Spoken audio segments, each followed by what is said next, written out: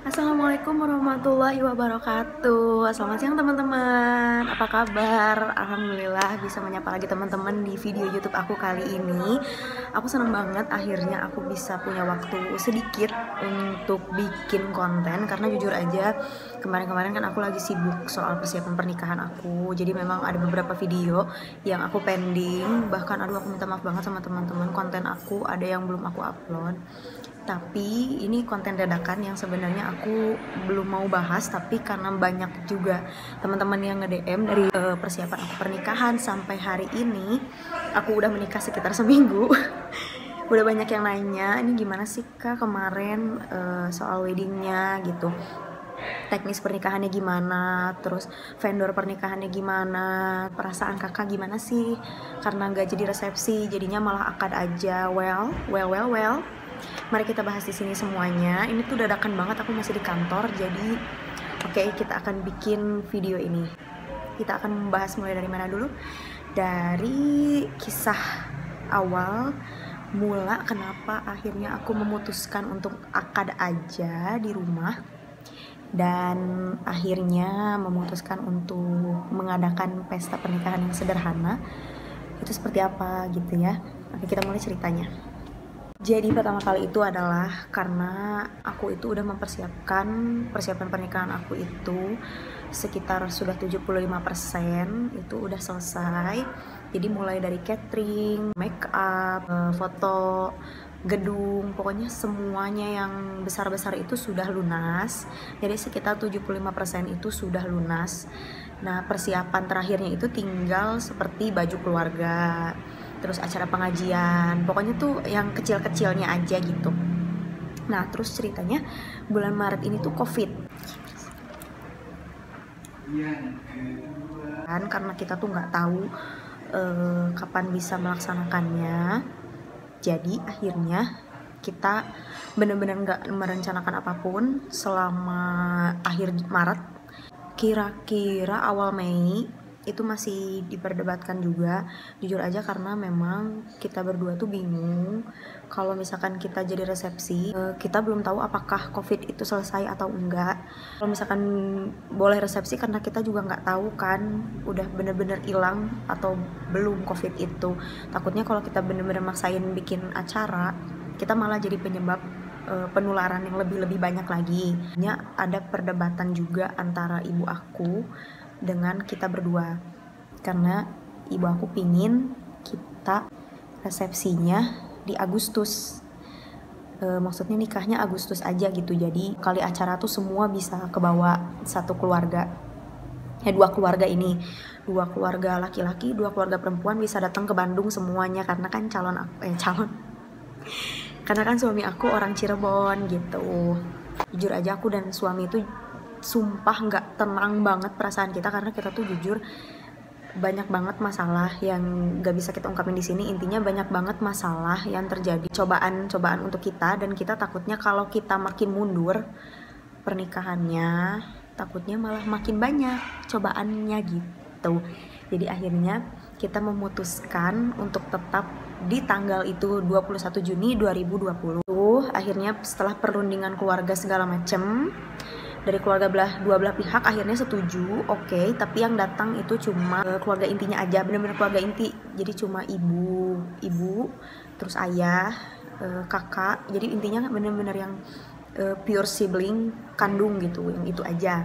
Yang lainnya, nah suami aku tinggalnya sama tantenya di Bandung, jadi keluarga tantenya pun ikut ngeliat acara itu. Persiapannya itu kita mulai daftar KUA itu bulan, jujur aja karena ini tuh dadakan, maksudnya lagi puasa gitu ya. Nah jadi kita daftar itu sebulan sebelum acara.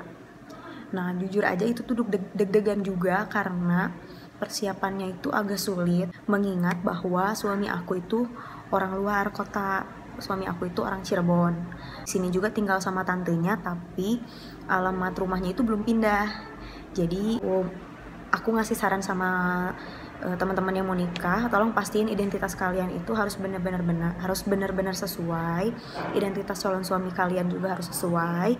Terus udah gitu pokoknya harus lengkap semuanya, KTP kalian, KTP orang tua, terus udah gitu kakak, dan surat pengantar. Yang pertama itu yang bikin urus-urus surat ini tuh adalah pihak laki-laki, bikin NA-nya baru dikirim ke kalian pihak perempuan gitu. Nah itu ya tata caranya kalau nanti ke KUA ya. Terus udah gitu biaya ke KUA-nya berapa kak? Nah biaya ke KUA itu kalau misalkan nikahnya mau di KUA itu 600.000. Menikahnya di luar KUA di sekitar kecamatan itu 1.200.000 gitu. Pokoknya intinya kalian udah tahu beres aja ya di situ. Kalian dikasih tahu penghulunya siapa dan diperkenalkan ke penghulunya, ini loh gitu penghulunya gitu ya. Oke gitu. Jadi nanti kalian kontakannya sama penghulunya langsung. Terus setelah itu, ini adalah yang aku lakukan, memastikan vendor-vendor pernikahan aku. Jadi waktu itu, karena pernikahannya niatnya mau sederhana aja, jadi aku tadinya mau cuma melibatkan saudara aku yang punya WO aja gitu. Jadi minjem bajunya beliau, terus pakai dekor dari beliau kayak gitu. Terus kita tadinya mau niatnya masak di rumah aja gitu. Tapi ternyata ada satu kejadian di mana aku tuh tadinya ngambil uang untuk resepsi, karena kejadiannya intinya adalah uang baju resepsi itu nggak bisa kembali gitu. Intinya kayak gitu. Jadi baju resepsinya itu harus dipakai. Nah sementara aku tuh antara seneng dan nggak seneng gitu. Nggak senengnya adalah karena venue aku di rumah dan kalau pakai baju semewah itu aku bingung, sumpah bener-bener bingung, kayak itu mau kemana, kan bukan resepsi gitu kan. Terus nanti terlalu mewah, terus nanti dekornya nggak pas. Nah kalau misalkan terlalu sederhana seperti gimana gitu kan. Terus kebetulan banget jadi pihak dekor aku itu sangat cancel uang dekor yang ada gitu. Jadi gimana kalau misalkan dekor kita gitu, nggak apa-apa kita kembaliin sebagian, tapi untuk DP nggak bisa kembali gitu, tapi tetap pakai dekor kita gitu, maksudnya kayak gitu. Oh jadi ya udah gitu kan, udah dari pihak baju resepsi pun nggak bisa cancel, pihak dekor pun mendukung, mau mendekor akad pernikahan kita yang sesuai sama baju kita gitu. Ya udahlah akhirnya pun nggak jadi aku cancel. Tadinya catering mau aku cancel, cuma jadiannya karena seperti ini jadi catering nggak aku cancel, cuma pengurangan jumlahnya aja. Yang tadinya aku pesen untuk 1.200 porsi, jadi aku kurangin cuma 150 porsi karena memang kita koordinasi juga sama pihak RT RW. Nah yang tips untuk yang mau nikah di rumah harus koordinasi sama RT dan RW ya, karena kan nanti mereka pihak yang bertanggung jawab. Jadi yang nggak aku cancel itu adalah dekor, terus catering dan make up. Ini pokoknya 3 hal ini yang lumayan besar itu nggak aku cancel, tapi gedung aku cancel. Dan alhamdulillahnya banget pihak gedung itu ngembaliin semua full uang gedung, yang lumayan alhamdulillah memang besar dan membantu banget untuk kita persiapan pernikahan gitu. By the way, ini ada fun fact. Jadi souvenir pernikahan aku itu udah jadi bulan Februari. Jadi lucunya ini adalah si vendor souvenirnya ini bilang kalau kan jadi kita udah booking souvenirnya tuh dari bulan November. Kenapa? Karena kita mau nyari harga terbaik gitu kan. Maksudnya harga yang paling murah gitu. Karena harga 100 perak aja kalau dikaliin itu pasti gede gitu kan. Jadi kita nyari harga yang termurah di bulan November, dapet. Dan lucunya ini adalah kita bilang akhirnya kalau bisa jadinya nanti aja Maret atau April gitu. Ternyata jadinya Februari. Jadi belum semua vendor lunas, souvenir udah datang duluan, udah lunas duluan gitu. That's just fun fact. Teknis acaranya itu jadi bener-bener sambutan biasa dari keluarga perempuan. Sambutan biasa menerima keluarga laki-laki pakai adat Sunda. Jadi disambutnya di luar dulu, di luar rumah. Tapi di luar rumah tuh maksudnya teras gitu ya, maksudnya teras. Terus udah gitu masuk ke dalam rumah untuk melaksanakan akad. Setelah melaksanakan akad itu aku langsung foto-foto biasa, nggak ada acara Sunda kayak mepes kendi, terus injak telur dan lain-lain, itu nggak ada. Pokoknya intinya adat Sundanya tuh nggak ada.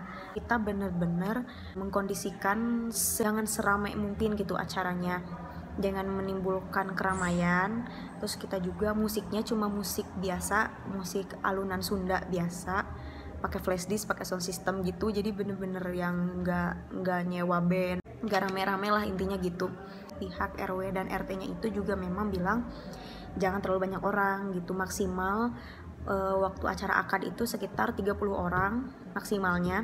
Kesananya bisa ngundang sekitar 150 orangan, pokoknya 30 orang itu udah di total 150 udah masuk ke situ ya. Tapi bergantian, jadi beberapa orang yang diundang itu nggak barengan gitu, datangnya selang-seling, terus kayak dikasih tahu gitu waktunya cuma sejam gitu. Tapi itu juga yang nyebarin undangannya ibu aku, by the way ya, karena kebanyakan tamunya tamu ibu aku gitu dan saudara-saudara aku gitu.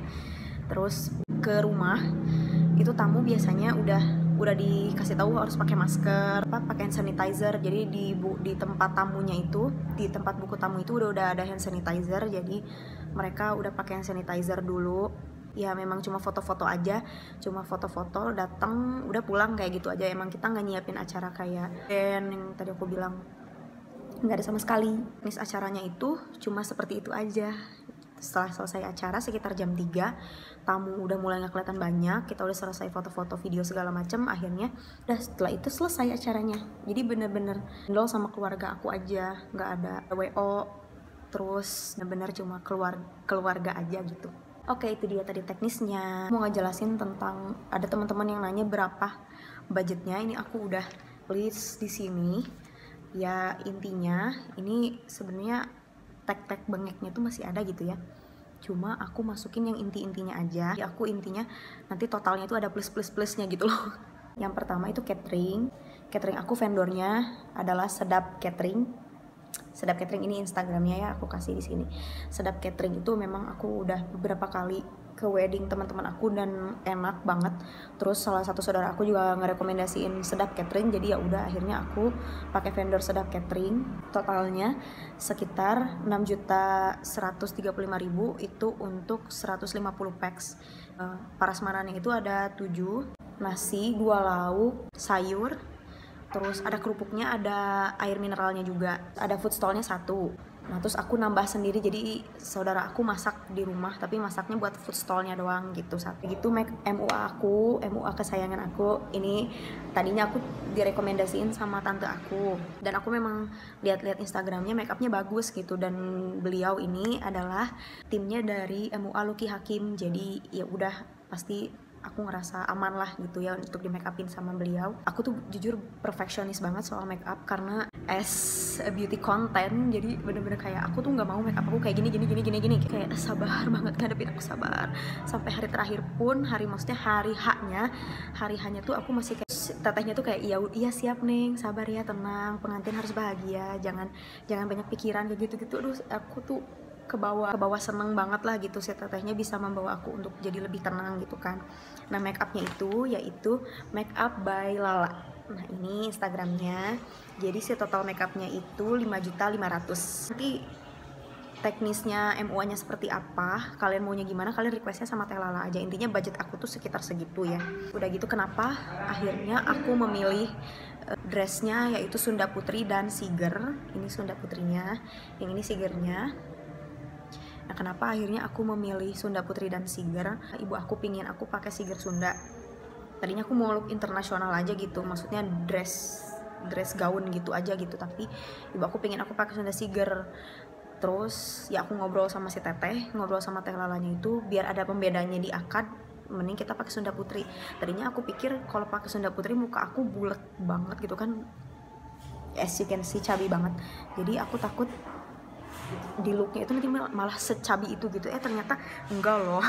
Ternyata enggak, aku appreciate banget pokoknya dekorasi pelaminan aku. Ini jujur kenalan dari saudara aku lupa minta kontaknya. Pokoknya nanti aku kasih aja ya, aku cantumin di sini.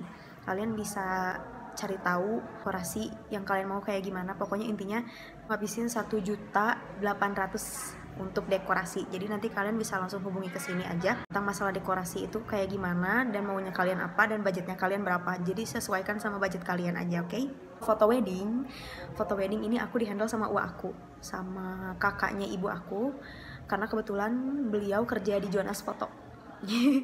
Karena beliau kerja di Jonas Foto dan aku kayak udahlah, aku percaya banget sama uak aku gitu, aku hands down karena memang beliau fotografer senior di Jonas, yakin dia bisa memberikan yang terbaik buat aku. Dan ya intinya kalian bisa lihat sendirilah hasil foto-fotonya di Instagram ya, hasil foto uak aku. Kalau kalian tertarik juga untuk pakai jasa uak aku, nanti aku kasih nomor teleponnya nih.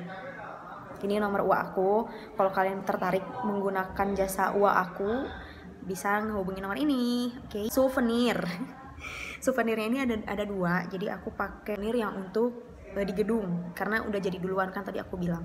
Souvenir ini aku beli di Cibadak Bandung. Pokoknya kalian cari-cari di sana aja lah, cari-cari di Cibadak ya. Tips orang-orang Bandung yang mau nyari souvenir, cari aja di Cibadak. Nah ini dia souvenir aku, souvenir wedding aku.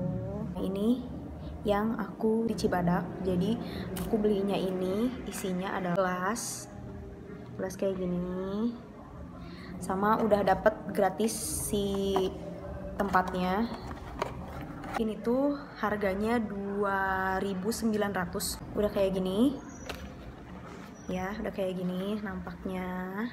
Terus souvenir selanjutnya yang ini tuh sebenarnya tas untuk bridesmaid aku sama untuk pengajian. Jadi atahan pengajian tuh kesini isinya, cuma karena waktu itu pengajiannya cuma ngundang sekitar 15 orang, jadi ini kan sisanya banyak, sekitar 100 lebih lah ini sisanya. Nah banyak juga yang ngasih hadiah ke aku, jadi aku kasih mereka ini. Setelah acara, bahkan sebelum acara, seminggu sebelum acara tuh udah banyak yang ngasih kado. Tuh aku kasih ini gitu, daripada disimpan di rumah juga kan mubazir ya. Kotak mahar aku yang ini fotonya, foto kotak mahar aku ini aku pesennya di Sawarna Kreatif. Ini Instagramnya Sawarna Kreatif yang ada di Bandung. Kalian bisa langsung ke Bangtos, tokonya ada di sana di Balugur Town Square. Kalau misalkan kalian di luar kota bisa langsung ke Instagramnya aja yang tadi aku kasih di sini ya, nih Sawarna Kreatif. Aku belinya di situ. Itu harganya 250.000. Kalian bisa custom semaunya kalian. Tapi kalau aku karena modelnya seperti yang ini karena aku pingin dia dipajang gitu, pingin dia dipajang di tembok, jadi biar bisa kelihatan terus lah seumur hidup gitu ya. Venue aku jadinya kan di rumah, jadi nggak ada uang untuk venue karena uang gedung aku balik semua. Jadi total dari pengeluaran pernikahan aku itu cuma 20 juta plus gitu ya. Jadi cuma 20 juta plus dari yang prediksi awal aku sama suami itu. Pernikahan kita itu sekitar 80 juta plus gitu. Tadinya prediksinya akan jadi segitu. Alhamdulillah jadi 20 juta plus gitu. Plusnya itu adalah ada pengajian, terus ada uang misalkan kayak yang masang dekor kita kasih makan, atahan kayak kalau atahan tuh kayak makanan lagi lah, makanan dari kita kayak isinya tuh Indomie, terus minuman kayak gitu segala macam. Pokoknya uang pengeluaran selain yang tadi disebutin itu plusnya gitu ya. Jadi waktu itu juga ada yang sempat nanya, kenapa kak nggak di hotel gitu, kenapa kok nggak di hotel katanya gitu, kenapa nggak nyari restoran kayak gitu segala macam. Tadinya juga kita tuh kepikiran untuk seperti itu, cuma kita nggak tahu kalau kita bisa hajat di luar, karena setahu kita waktu itu hajat itu boleh dilakukan hanya di rumah. Nah setelah kita udah meeting sama vendor-vendor ini, baru dapat kabar kalau hajat pernikahan itu bisa di hotel. Dan beberapa teman aku yang kerja di hotel pun nawarin ke aku, jadi harganya tuh mulai dari ada yang 50.000 per 50 packs, 150.000 per 50 packs, pokoknya beda-beda. Kalian kalau misalkan capek ngedekor, malas ngedekor di rumah, cari hotel, udah fix cari hotel aja kak, biar nggak pusing. Jadi intinya sebenarnya ada plus minusnya juga sih hajat dalam keadaan seperti ini, dan pelajaran yang bisa kita dapetin. Yang pertama mungkin kalau pelajaran aku bisa bilang harus lebih sabar dalam mempersiapkan pernikahan. jangan jadi bridezilla kayak aku. Jujur aku bridezilla banget karena banyak maunya dan banyak banget ngelihat pernikahan orang, banyak banget ngeliat foto-foto pernikahan orang lain, jadinya kayak aku mau ini, aku mau itu, aku mau ini, mau itu gitu. Itu kan nggak boleh ya kayak gitu, shy. Kalian harus fokus sama apa yang sebenarnya kalian mau, dan udah gitu itu yang pertama, harus lebih sabar, terus jangan jadi bridezilla, terus harus fokus sama apa yang kalian mau. Sama yang ketiga adalah sesuaikan budget pernikahan kalian dengan budget yang kalian punya. Jadi jangan sampai ngutang, jangan sampai minjem ke orang. Pokoknya intinya sebisa mungkin budget itu punya kalian sendiri dan pasangan gitu. Terus yang keempat, jujur komunikasi sama pasangan, apapun baik buruknya semuanya itu harus komunikasi sama pasangan, karena komunikasi ini akan membawa kalian nanti sampai rumah tangga gitu. Pokoknya intinya apapun yang terjadi, komunikasi dan jujur sama pasangan. Sama yang kelima adalah ibadah. Jangan lepas sama ibadah ya. Pejuang pernikahan intinya kalian harus saling mengingatkan satu sama lain, sesama pasangan, untuk berdoa sama-sama ke Allah Subhanahu wa Ta'ala. Pokoknya jangan lepas dari sholat, perbanyak tahajud, perbanyak duha, perbanyak baca Quran. Pokoknya intinya bener-bener bikin kalian mantep ke niat kalian utamanya adalah menikah itu apa. Jangan sampai niat kalian cuma pingin memantapkan di hajatnya aja, di hari hanya aja, karena justru kehidupan sebenarnya itu adalah setelah menikah gitu. This is just the beginning. Si positif yang lain adalah menghemat budget, Kak. Menghemat budget yang pertama. Yang kedua, kalian bisa punya pernikahan yang intimate, bener-bener cuma orang deket yang hadir. Jadi intinya nggak usah banyak pusingin gitu kalau hajatnya cuma intimate wedding. Ya teman-teman, itulah tadi yang bisa aku sharing sama teman-teman semua. Jadi ini cerita episode pertama, Denny Sharing. Jadi Denny Sharing ini isinya tentang sharing pengalaman atau pertanyaan seputar apapun yang mau kalian tanyain ke aku. Karena ini yang pertama sih topiknya tentang pernikahan ini.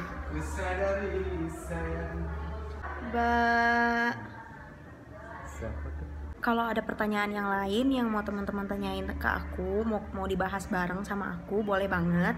Tapi di sini kita sharing ya, maksudnya nggak ada yang benar, nggak ada yang salah. Intinya semuanya sharing bareng-bareng gitu, oke? Teman-teman udah banyak bertanya tentang pernikahan COVID ini. Semoga bisa membantu teman-teman yang mau menikah. Semoga yang mau menikah bisa lancar pernikahannya, oke? I'll see you on my next video. Bye.